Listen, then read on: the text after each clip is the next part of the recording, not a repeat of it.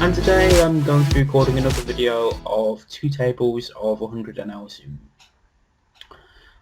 As I'm recording this, it's currently just over 2 weeks, 2 weeks and 2 days to be specific, until my university final starts, and I'm currently only 3 days ahead of schedule for recording videos for Grinder School. So around about the start of June, it's very likely that there will be a couple of weeks in which I don't record a video. I think Jeffrey should have something sorted for that period, though. I've discussed it with him.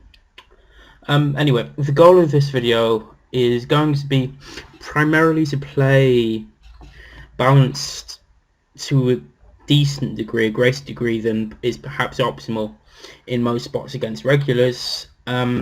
And because it's a Saturday, there should be a lot of fish, so I'll be trying to play uber exploitatively against them. So, commencing with it pretty quickly. As always, we're going to be tagging fish pretty aggressively, so to speak. And because my computer's a bit crap, my HUD might take a while to load as it starts. 10-2 suited in the big blind is probably just about a call, getting 5-1. It's very close, though. I think it's going to be decent to use a mixed strategy with these middling suited gappers and suited connectors in the big blind. The reason being that we want decent board coverage on certain boards post-flop, which we wouldn't get 3-betting a completely polarized range. I'm just going to quickly talk about this hand that we just folded, the 10-2 suited. Hold on a second, I'll get it to pop up. So the small blind leads. I think the reason we're folding here is just because it's so hard for him to have a pure bluff there, and anything else is either has his drawing dead, and that's most better tens upwards, or has a very significant amount of equity against us. We're going to min raise a cut off with our range with a 40 big blind stack in the big blind, because otherwise that particular stack size can leave too much of a 3-betting range against us. So an ace-6 board, the big blind should have a reasonable number of trips in his range, but I think we can still bet queens for value, and we're going to want to, because this doesn't hit the rest of his range very hard and he's going to have to fold a lot, we're going to want to use a relatively high cbet frequency overall. So I think betting queens for value there is pretty reasonable, especially considering he's going to end up having to peel a lot of king high. Oh god. Against a 4-bet jam, I'm just going to fold ace queen, probably just calling a standard range of queens plus and ace king plus, and especially when he snap jams, I think it's a pretty obvious fold.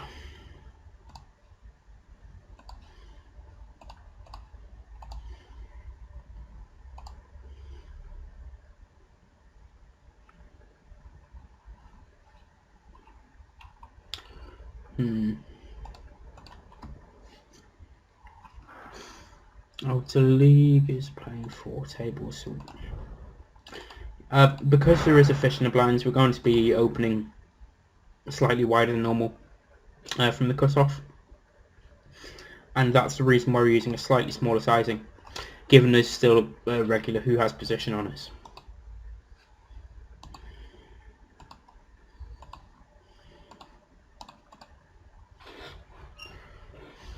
Oh, oops, I don't actually have hands on him. 10-5 suited, I think, against 2 regulars in the blinds is just going to be a fold. It's pretty close though, and naturally ace king is going to be a squeeze.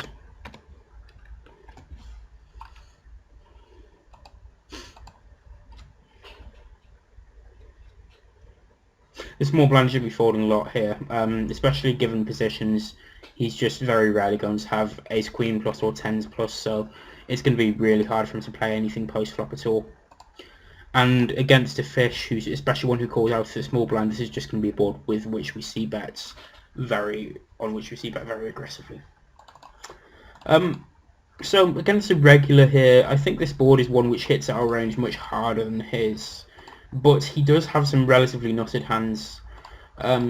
So I think going for a small sizing with 100% of our range is going to be good here, primarily because it's going to be tough for him to defend his unpaired hands. I'm not really sure what he's doing here, but there is just no way he should be ahead of our range for doing this, so we're going to peel. Especially considering we have 6 outs against pretty much everything.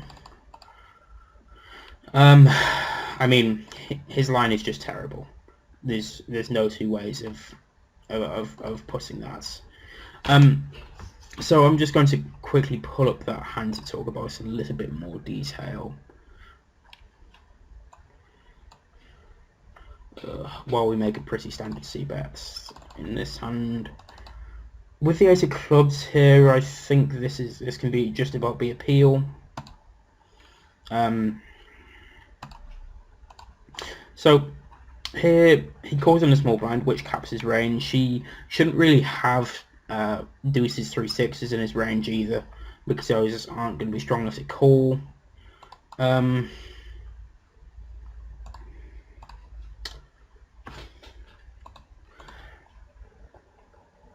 So really, when he does elect to check raise a flop, I'm at a bit of a loss for what he's doing, really. I mean, it doesn't make sense based on his range.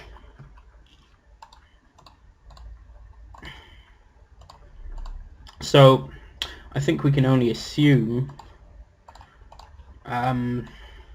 that he's reading something which isn't really there into our bet size and either just spazzing or playing something like a flush draw or pocket 9s or pocket 10s this way.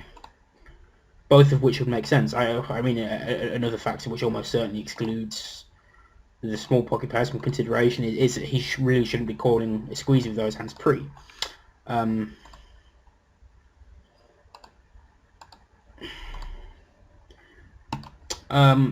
I think we're going to want to check a reasonable amount on this flop, including some of our weaker ace-x hands. We're probably going to bet a lot of the ace-x we checked on the flop on this turn. But I think specifically the ones with a flush draw are the ones we want to be more inclined to check call, because they do better against a calling range. Here, again, I'm at a bit of a loss to see what he has.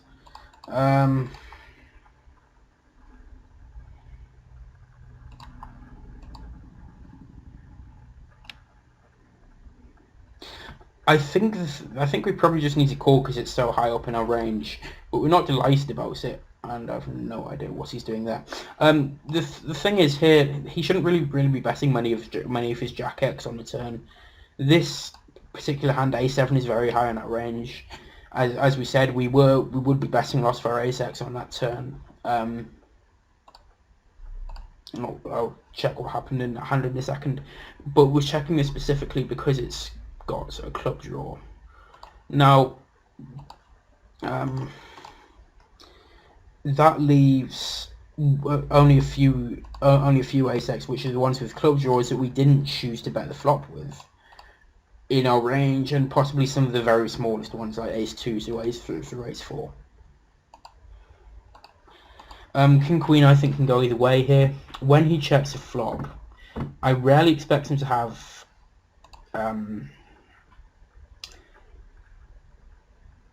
anything that remotely flush related, except perhaps kings through 10s with a flush draw, which would make sense to check that flop. But on the other hand, having king queen specifically, we block those pretty well. But on the other hand, our hand does have some showdown value, and it doesn't have a huge amount of pot equity against his check call range, specifically because it's looking into those 2 overcards And if he's check calling something like 9-8 with the ace of diamonds, then clearly we have very little going for a hand against that particular hand, and he has a decent number of those in his holdings, like the aforementioned kings through tens with a diamond. Against a reg, I think this is going to be better as a check, because we block a lot of his calling range in Jack 10, King Jack, those types of hands. You might also see appeal with Ace Jack, but against a fish, I think his calling range is going to be much more pair heavy. He might also elect appeal with hands like 4s through 8s on the flop, and also have those pre-flop where a regular wouldn't. So I think there's a greater justification for betting the flop. On the turn, we're not delighted, but we are going to call here. We do block a decent number of his bluffs, but we're getting decent odds, and we don't have that many better hands in our range, so I think it's a pretty clear call. He does have a better hand than us this time, but the fact that he has Queen 8 suited in his range of calling 3-bet pre does suggest that our flop bet becomes much better, because that also means he has a lot more 9x in his range pre-flop. I'm very tempted to call this on the button against a small squeeze, a little deep from a person who's probably a fish because they're playing on a mobile.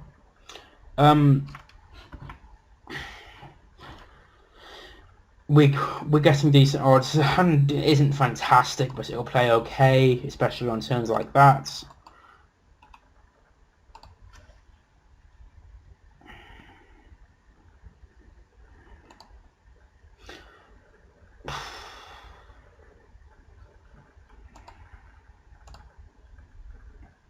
I am kind of tempted to do something bananas here, but I just think he has a set or a strong flush draw, which isn't folding too often when he uses this sizing.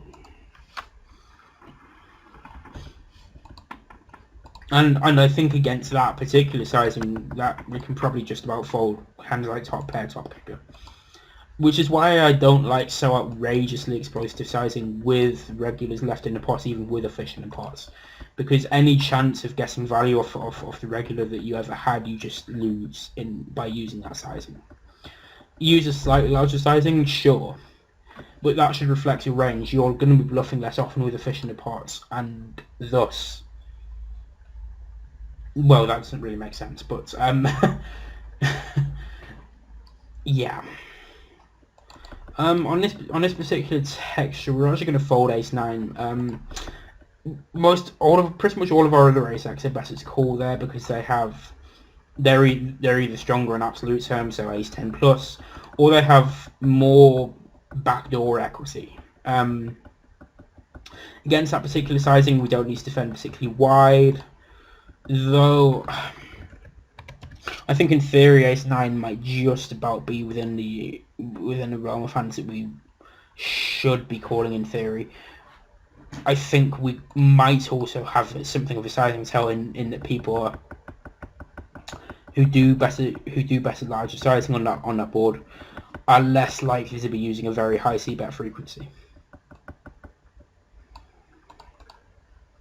Okay,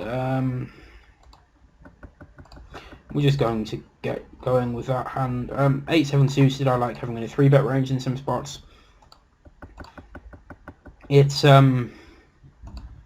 naturally plays pretty well post flop and gives you a 3-bet range board coverage, which you wouldn't have if you were only 3-betting hands like king queen off.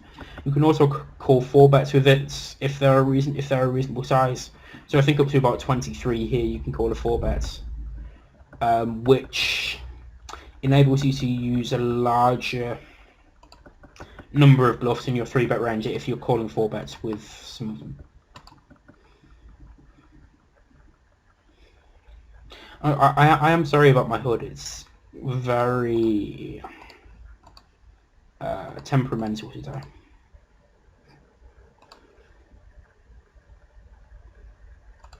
which is frustrating enough for me. I can't imagine what it's like for you just watching.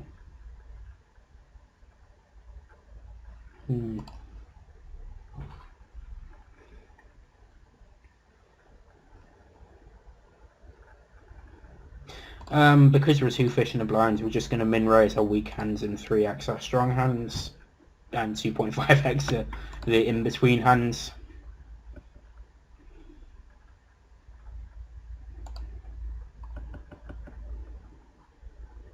Ugh. I find it so very frustrating. Oh my god, he's got an auto time bank.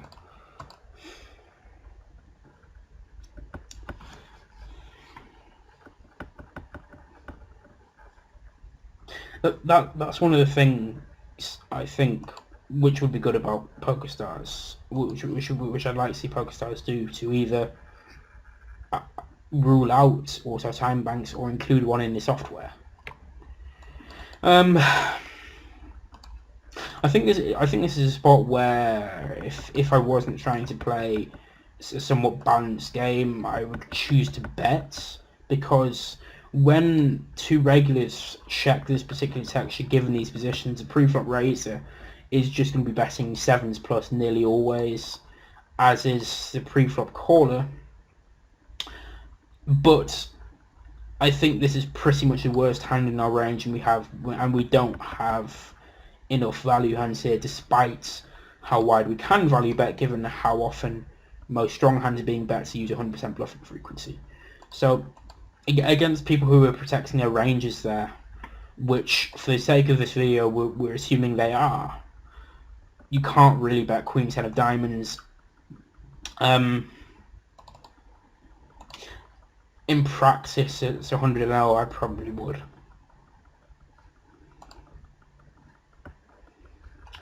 Crossover. I mean, we're folding, but I just want to check how many tables he's playing.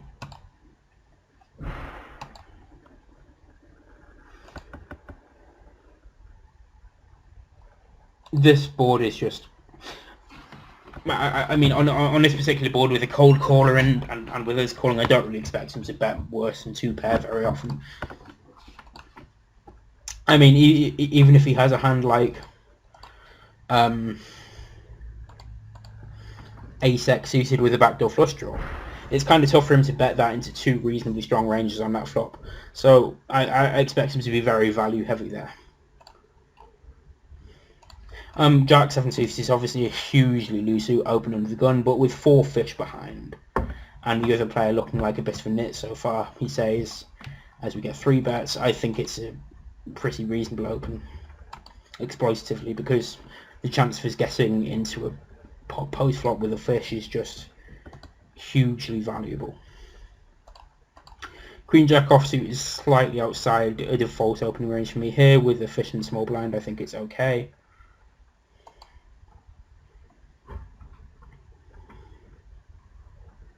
Oh my god, I wish this bloody HUD would load.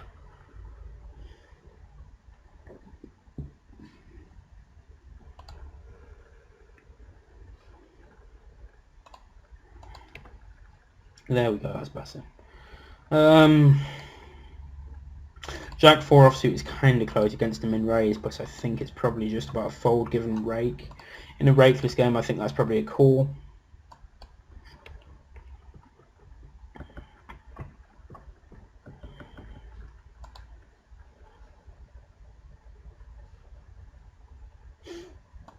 We're going to be 3xing our button range with a fish in the blinds.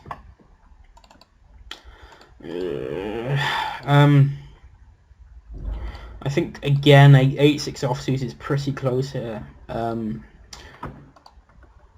I think it's even closer than Jack whatever it was. I'm going to fold this time. I think all the options there, that is call 3-bet fold, are reasonable. But you can get into a lot of tricky situations 3-betting hands like that. And the other thing is that calling lots of low offsuit cards pre makes it much tougher for you to play your range, no matter, well, calling all 3-betting makes it much tougher to play a range on a significant number of flops, because they're much more likely than hands even like King X offsuits to just have a hand which you can do nothing with, because on certain flops you can check call King X offsuit unimproved pretty much. That's especially ace high flops. Against this small sizing, we're going to raise, assuming that he would be betting bigger with bigger hands. And we're just going to take a quick note that might indicate a weak hand. This is going to be a board on which we want to use a very low cbet frequency, so we're going to be checking a lot of pairs on this board. Also a lot of hands like ace king with the ace or king of hearts, and that makes it okay for us to check fold hands like 10-9. I still don't think it's really a hand we want to delayed cbet either. It's pretty much the bottom of our range on this board, so I think it makes sense to use this as a give up, and then bet the river if we reach it, because it simply has no showdown value.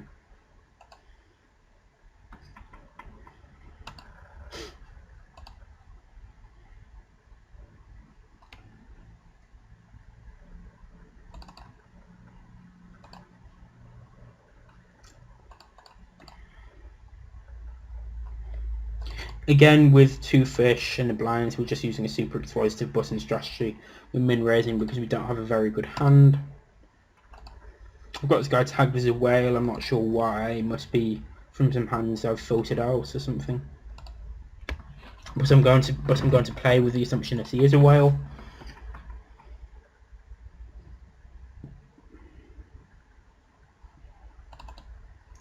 Guessing squeezed huge by a fish isn't very nice.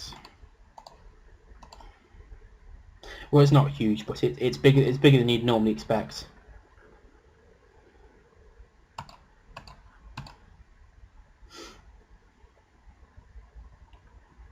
Gonna as this is a sort of middling hand with two fish and a blind, we're gonna 2.5x.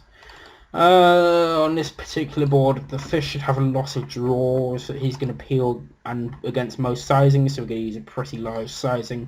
Obviously that's a pretty shitty turn card for us, although it's not terrible. It's certainly better than the 2 of diamonds, because a reasonable number of his flop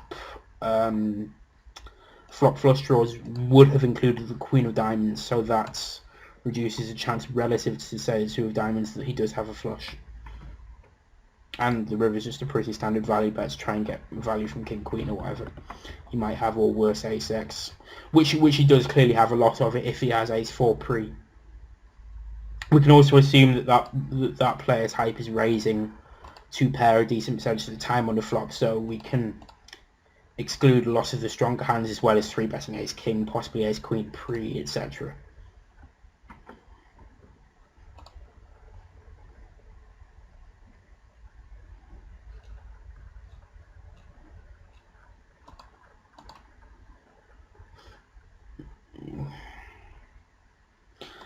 With one or more calls, we would have called 4s in the small blind here, but we can't really play it against a regular who opens, despite the fact that we're often going to get overcalled by the fish in the big blind. Jack 2 suited, I don't really know anything about these players, and I think it's just outside of a good opening range on the buttons, so I have a good default opening range against 2 players who play well. So I'm going to fold it for the purposes of this video. Although I'd normally open it because I expect people to overfold in the blinds somewhat as 100 NL, and also to play slightly poorly post-flop.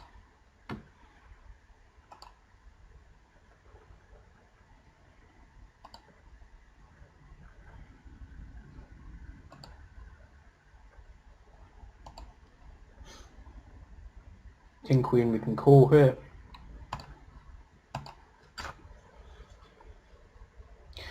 Threes, I'd normally fold this under the gun with a fish in the big blind. I think it's fine to open. Although given he's 7-7 over 27 hands, he's possibly not a fish.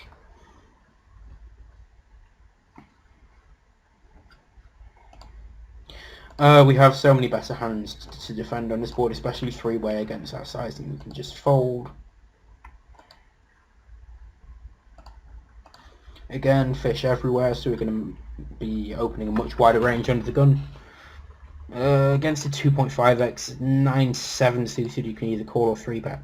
9-6 suited, I think, is a little bit weak. This guy's just 3-betting like nuts, so, and he seems really bad, so we're going to make a very pretty loose peel pre. But this is a pretty horrid flop for our hand.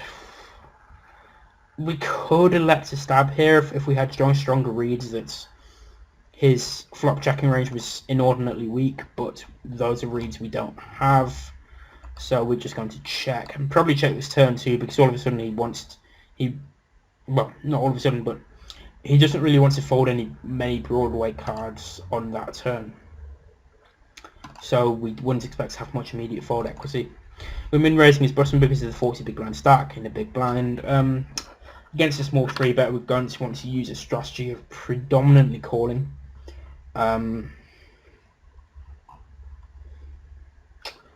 If I bet 4, it's 1833.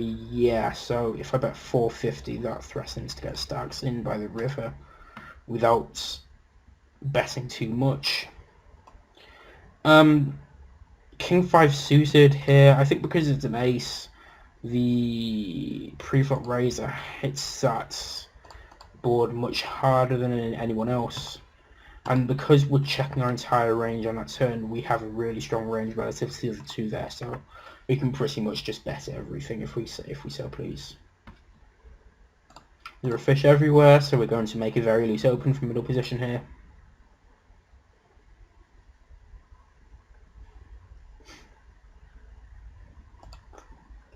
This is just a fold and another fold, and I know this isn't really necessary for me to talk about. I'm going to use a strategy which involves a very small, well, I say very small, approximately third pot c-bet on his texture. Just because we have all the overpairs, he has probably up to about pocket tens, and also exploitatively, it's just really hard for him to defend that texture often enough.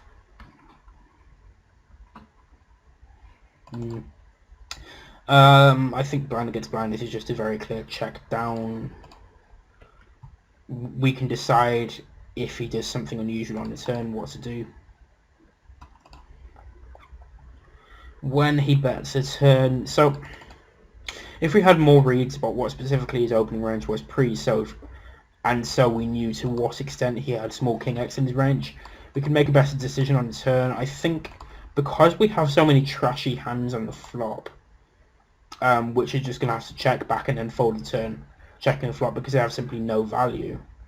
I think with a hand like this, we have to call the flop. We have to call the turn, rather. And if we check, we'll then have the decision whether to bluff or not.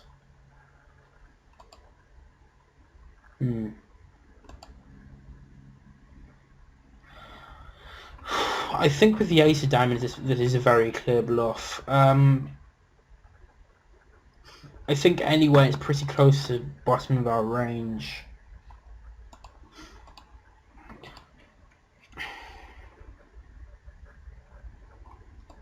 So I think we probably should bluff it, and I think we should bet pretty big, because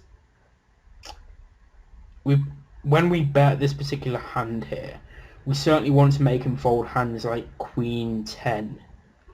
And if we bet half pots, there's no guarantee at all that he's going to do that.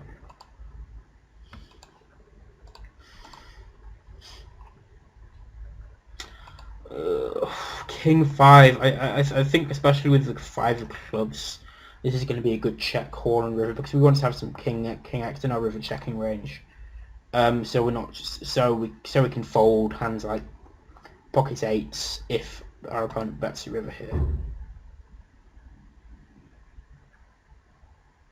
We don't expect him to bluff very often, but equally we don't expect him to call with worse very often, unless he has specifically Queen Jack, I guess. Yeah, Queen 10 maybe.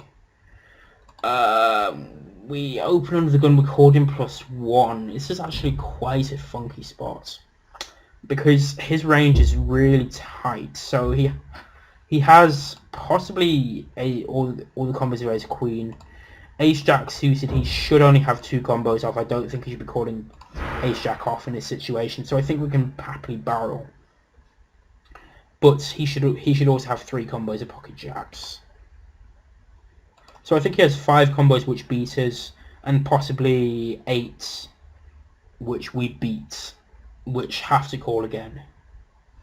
So it's pretty close between betting and checking there.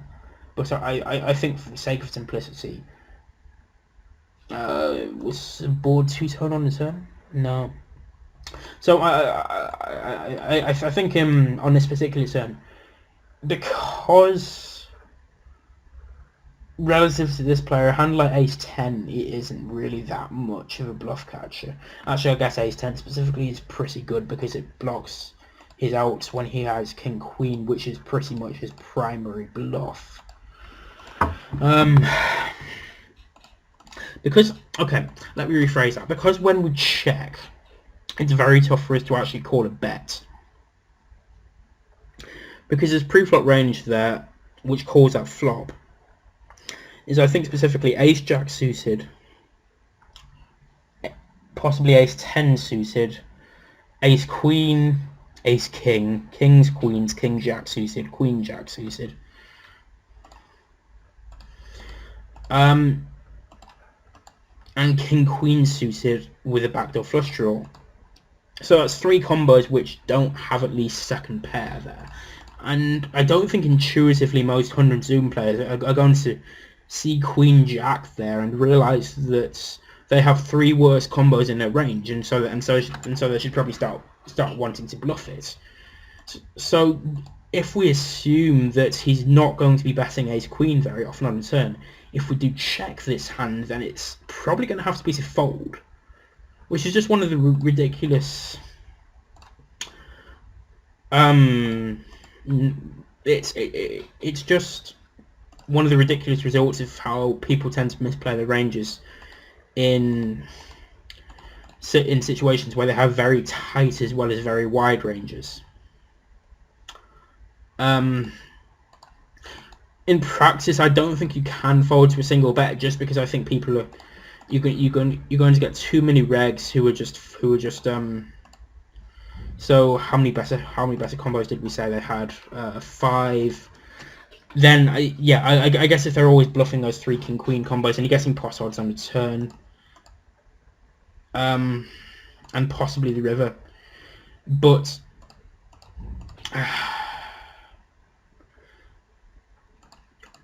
I think the fact that you have some droopy regs who are just going to bet Ace Queen on the turn there, means that you can't really fold the turn. Ace Jack here is just a very standard check down.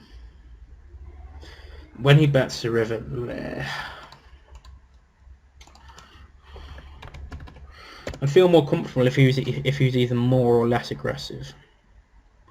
The trouble is seeing what he's bluffing with here, because he has a relatively high c-bet frequency, so I think he'd be betting not only hands which flops a gut shot like 8-7, etc., but also hands like King Queen, etc. And if not the flop, definitely betting a turn with them. So I think despite the fact that this is so high in our range, and so according to our stated mission, I guess we should probably be calling that. The particular board means that even more aggressive regs are probably bluffing very little there. And so I think it's just going to be best to fold. Damn, my analysis is on point today. You guys should be enjoying this video, I hope, because it's very good. We mentioned using a mixed strategy with this type of hand earlier. 7-6 East in a big blind. We're going to call this time. I mean, I don't really have any specific guidelines for when to call and when to 3-bet. I just do it based on how I feel, really. When he checks a flop, we have a loss of 2 pair and we have straights, etc. on this board, so we can bet big on the turn and then pretty much just go nuts on blank rivers, because he should basically never be checking good hands on the flop. and if he shows up with like king 10 here, he probably has to call like king 10, but it's very tough for him to call most of his range. When a fish 3-bet small, we're just going to 4-bet. I mean, obviously we lose value from the reg doing this, but we don't really give a damn because we gain so much money from the fish. Do I have any notes on his donking strategies? I'm going to use a very unusual strategy of betting tiny to induce and then calling off here. It also has the advantage of often buying you a free river, and it gets you value against a lot of his range. Obviously not a great river because we now chop with ace high, but what can you do?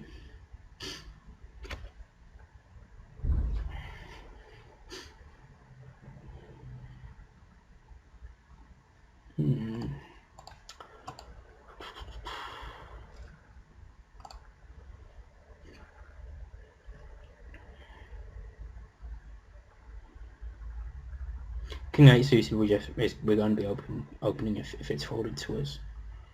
Oh god, it's always the same player who's tanking on every table, isn't it? How many tables is he playing?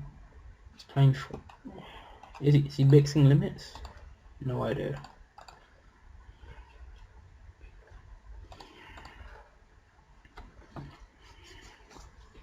But if you're timing out on decisions of whether to raise pre-flop or not, then either you're just a bit too thick to pull your attention away from one of your decisions for half a second to make a very basic decision, or you just really don't care about your EV, I guess, because if you end up folding accidentally folding hands like ace king pre-flop, then that's really bad for you.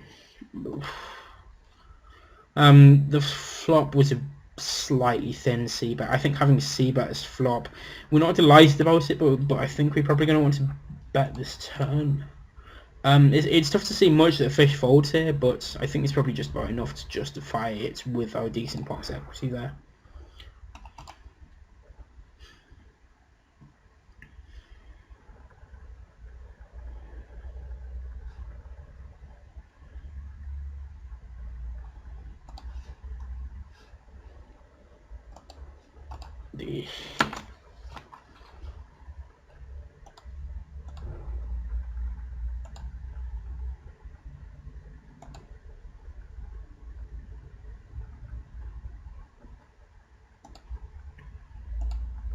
Yeah,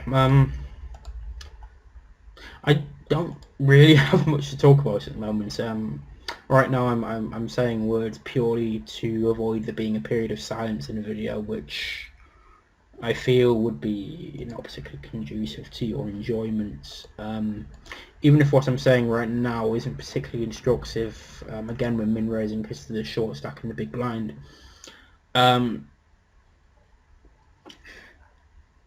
I think it's probably more interesting to listen to than just watch some guy click fold, fold, fold, fold, fold on the screen.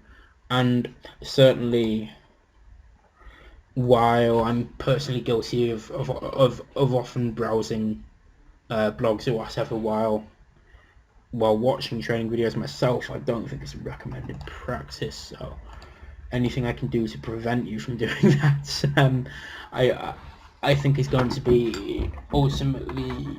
I think it's ultimately going to result in you gaining more from these videos.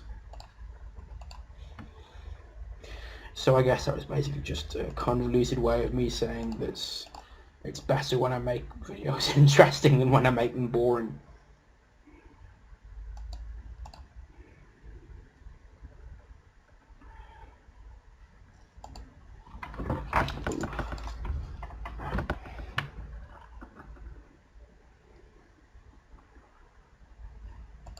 God, this HUD thing is really annoying.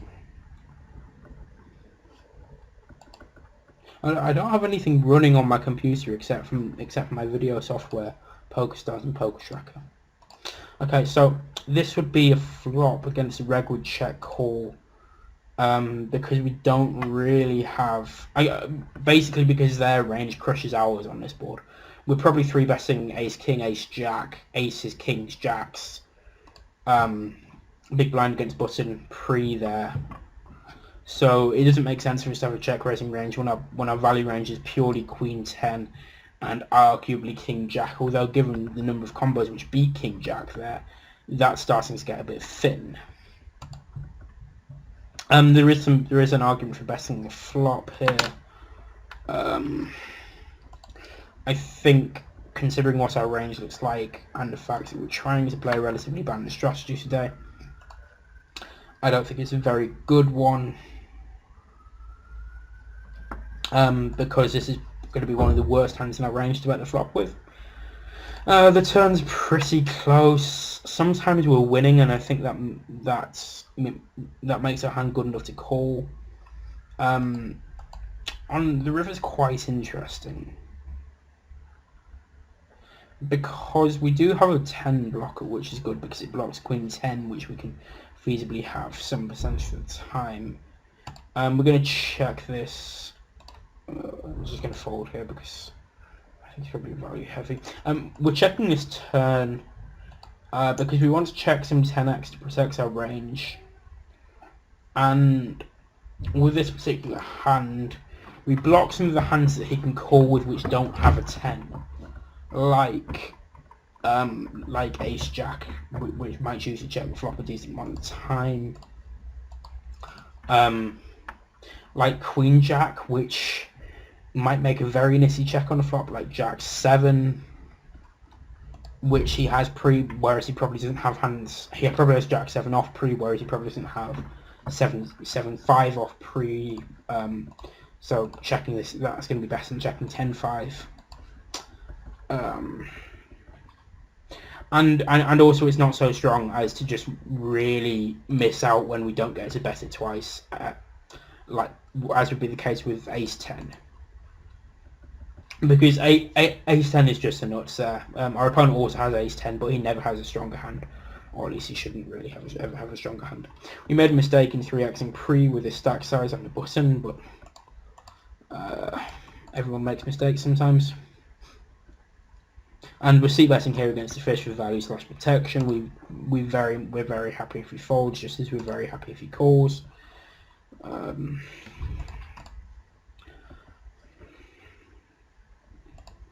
Oh, Jack 10's close here. We're gonna bet small here. Of course he has some flushes, but he also has some Jack X, which can't really fold. And I expect to find out now if he does have a flush, so he can pretty much get three streets when he doesn't.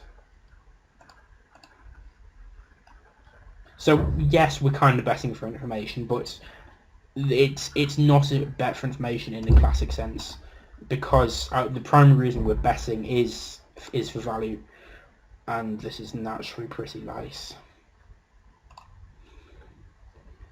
especially when he shows up with ace queen, because we have lesser equity than against that than a hand like 10s.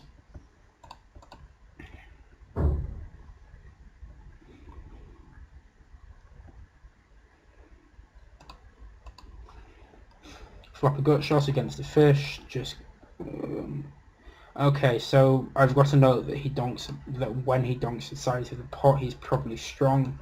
So we are just going to fold. Though we probably would read this as well, because our hand isn't really strong enough to defend there against the pot size bets.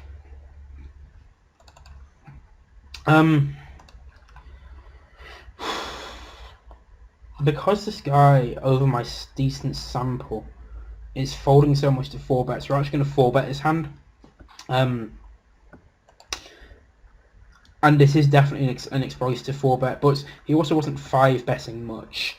He was folding lots of 4-bets, but when he did defend against a 4-bet, he was mostly defending by calling, which indicates that we ought to, the fact that he's overfolding indicates we ought to be expanding our 4-bet bluff range, but the fact that he's mostly defending by calling rather than 5-betting it indicates that we ought to be expanding it with hands which play well post-flop rather than ace-x offsuit type hands.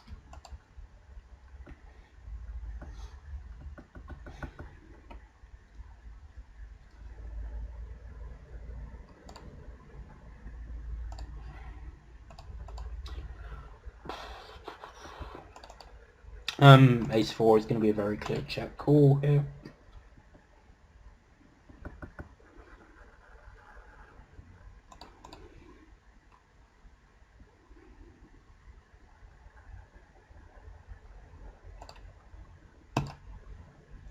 I have a note on this guy which indicates that he likes to play hands based on perhaps a vacuum line rather than a more optimal line, rather than a line based on what his range is. This turn is just a very clear fold. I'm just not folding yet because I'm talking. The reason being that a lot of his bluffs on the flop. Come on. Okay, there we go. A lot of his bluffs on flop are hands like Jack 10, Queen 10, which either hit a pair or a straight on a turn and beat us either way. And specifically on this turn, it's very tough to see him barreling very often with stuff that beats us because there's nothing that's particularly obvious for him to use as a double barrel bluff here. You'll notice that there are no turned flush draws, so he doesn't suddenly turn a lot of equity with anything. So pretty much all he has very, very clear equity with on his turn are Queen X and 10X hands. And those hands aren't going to defend nearly as often pre as different hands, so I know a lot of regulars are just folding even some Queen X suited hands there, which is really bad, by the way. Don't fold Queen X suited to a 3X blind against blind. We're checking Jack 9 here because it's just basically the nuts. The best Jack X for us to check the turn with. Obviously we're not folding when he bets, and we're not planning to fold the river either. It's just far too high in our range to fold. Okay, that's fair. He played the hand well too. Yeah, so he's basically struggling a lot for bluffs here. His main bluffs are probably 10-8, that obviously has a lot of equity against us. Queen 8 through Queen 5. Some of the offsuit versions of those hands from maybe Queen 6 down might fold pre. And then random 10X suited, I guess. Well, I think a lot of regs are folding a lot of those hands pre, which again is very tight.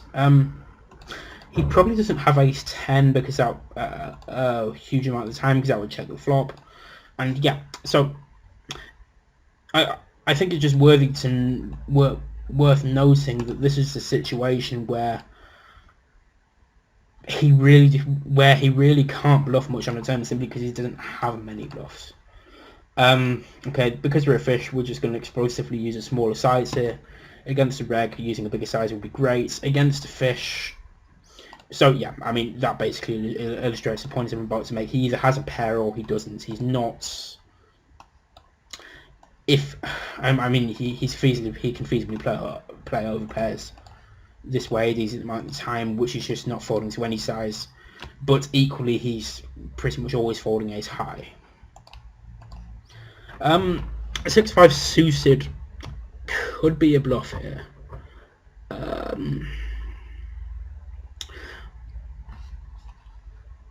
And I think this isn't immediately obvious why. So to explain, just try and think of what hands we're bluffing with here on this particular turn. We're actually going to sit out next big blind and probably talk about that hand in a second. But so we 3-bet pre big blind against middle position. The flop checks through, and yeah, what hands are we bluffing on the turn? Think about that to yourself for a second while we just look through the rest of this session.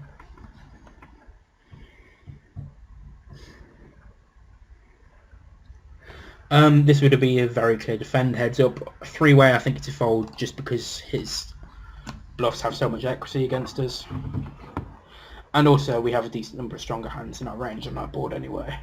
plus the pre-flop raiser, the original pre-flop raiser, so the pre-flop 2-better should be defending on the flop significantly more often than we should because his range is stronger. So we don't have a very high defense frequency anyway, required defense frequency. He doesn't look like a fish. And because he doesn't look like a fish, I'm going to 3-bet because it's fun.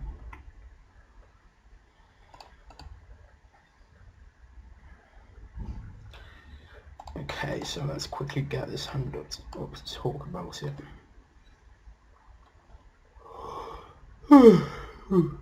Excuse me. Oh my goodness, how many tables is he playing? They're always rushing.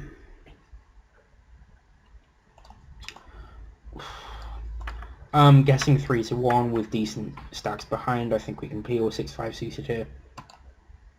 And naturally just folding that flop if he bets. Though, because we have a fair few backdoor straight draws on any 2, 4, 7 or 9, we will be betting if he checks, but this is a texture. I don't expect him to check very often. And I mean, you can just see how awful this sizing is. This is a texture on which he's just going to maximize the EV of his range quite clearly by betting over multiple streets. The reason for that, well, there's a proof in the mathematics of poker that where ranges are relatively polarized, the better maximizes EV by getting all in by the river, but betting the same portion of the pot on every street, and you maximize, and you also want to maximize the number of streets. A simpler discussion can be had from Jander, who shows that you can essentially on flop and turn treat hands with which you bluff the river as flop and turn value bets if we assume perfect polarization for a second. And the reason for that is given we are assuming perfect polarization, the EV of your river betting range is going to be pot. So, I mean, that's equivalent to just winning when you bet the river.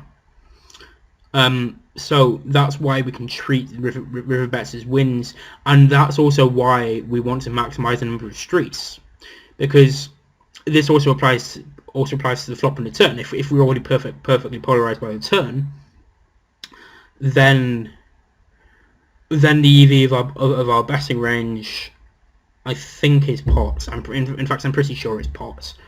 So that also applies to the flop. The hand you bluff on a turn, you can treat as flop value hands, and so on and so forth. And that means you want to maximize the number of streets where the conditions approximate reasonably well to perfect polarization. Where you have a betting lead, and that's why you don't want to use a sizing like half pots with a flop SPR of 2, because you're just going to get into a situation where you bet flop and then you have 3/4 of the pot left behind on the turn, and you can't really get it, and you can't really play a 3-street game. Okay, so just talking about this hand, I'm just going to pull up Equilab for a second, because I think this is quite an interesting hand.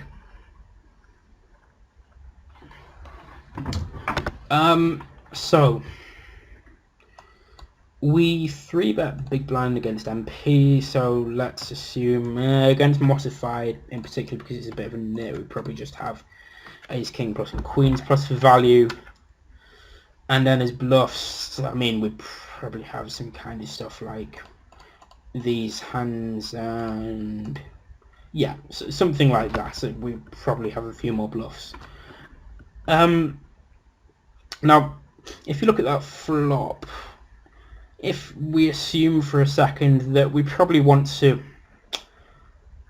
let's actually put in some card removal here. So king, clubs, queen, spades, 2 diamonds. Okay, so we've got card removal now. Let's assume for a second that we probably want to check kings. Pocket kings, that is, makes a lot of sense. Let's assume we always want to bet queens. Also makes a lot of sense. Let's assume we probably want to use roughly a mixed strategy with the remainder of our hands. Probably not 50-50. We're probably going to want to look for multiple streets with aces in particular most of the time, because we beat ace king, which probably won't 4-bet pre. But let's say we bet aces 75 to 80% on the flop, and ace king we bet 50% on the flop. So what we reached the turn with there. Okay, so actually let's talk about this, but because let's just fill in a couple more pre-flop 3-bet bluffs. Because our 3-bet bluffing range pre doesn't really include a ace-x suited type hands, because we want to call those pre. It also doesn't include offsuit Broadway type hands, because we want to call those pre. Doesn't include anything else, because they're kind of trashy as bluffs. I mean, we probably can also have hands like Jack 8 suit and 10-7 suit. It doesn't really matter what specifically our range is. It's just a general principle. On this particular flop, we struggle to have many obvious bluffs. So if we assume, I mean, just using some very basic ratios here, let's take the ones from Ed Miller's, what do we call it, his ridiculous GCO book.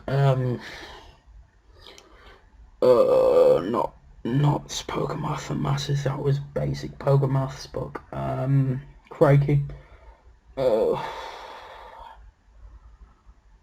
Poker's 1%. That was it. Anyway, so he recommends a flop bluff to value ratio of 2-to-1. So that's 2 bluffs for everyone value, and there are all sorts of problems with that book. If you have any mathematical capability at all, I absolutely recommend just skipping it and going straight to Janda, because it's going to be incredibly painful for you to read. But that ratio is nonetheless reasonably sound, because we're in a 3-bet pot. We're probably using slightly smaller bet sizes. It's probably going to be more like 1.5 to 1. So let's assume for a second, what did we say we were betting? 3/4 of aces, 4.5 combos, half of kings, 6 combo, half of ace king rather, 6 combos, 10.5 combos overall, 13.5 value combos. So we want about 20 bluffs on flop. I mean, our pre-flop range is going to include about, if we assume a 3-to-2 value to bluff ratio, hold on a second. Queens plus an ace king is 44, so no, what is it? 18 plus 16, 34. So we're going to have about 51 bluffs. So we're going to have a ton more than this, hopefully. But nonetheless, what we concluded is hold on a second, what did we conclude? I apologise for this. How many flop value bets did we have? We had 4.5, 10.5, 13.5. So we probably wanted about 20 flop bluffs. So what we're going to be doing is betting most of these hands with a backdoor flush draw on the flop, and then probably always betting anything with a 10 in or whatever, because it has more that has backdoor straight draws. And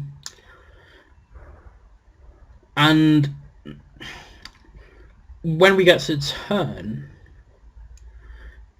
this stuff, these pre-flop bluffs, there are very few backdoor spade draws that we arbitrarily. I mean, there's no real basis for differentiating between them, because none of them really have any showdown value. I guess we probably are going to be more likely to want to bet 5-4 and 6-5 suited because they have backdoor straight draws. But let's say we get to the turn with 7-6 and 7-5 of spades as our only very clear bets. Then we probably always want to check anything with an ace in it, because he has ace jack, ace 10, which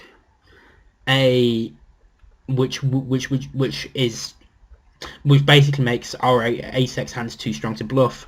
But then beyond that, we've seen 2 bluff combos. Assuming once he checks back the flop, we probably want to start betting some combos at kings and the rest of our ace king on a turn. We still have 7 combos of value. So we're going to want to find another 5 combos of bluffs somewhere. It's assuming roughly 1-to-1 ratio, which I think is pretty reasonable for the turn. And there's just nothing obvious because nothing has equity. And if there is any principled basis for choosing between the no equity hands, if anything, we want to pick the lower ones than the higher ones, because the higher ones are more likely to block some of the hands that he might have called with pre, like okay, this is probably too loose for Modified because it's pretty bad and pretty boring, but let's say he has 9-7 suited pre. If we start betting 9-7 suited ourselves or 7-6 suited, then we block that part of his folding range. So he's fundamentally folding less often. So it makes a lot of sense for us to be just using the absolute nut bottom of our range as bluffs already on the turn, because otherwise we're just not going to have any bluffs there. Or rather, we're going to have 2 to 3 combos, if we're lucky. And that's why we want to start betting hands like 6-5 suited on the turn. And, well, the other advantage is that considering we don't have spades, and they're going to play better as river bluffs, because they don't block our opponent's folding range, as spades might, because our opponent sometimes might check back the flop and then call the turn with 2 spades, which is pretty obviously folding the river. Okay, so I hope that explanation and the video in general has been helpful. I've been in Deafness Article for Grinder School. Good luck at the tables.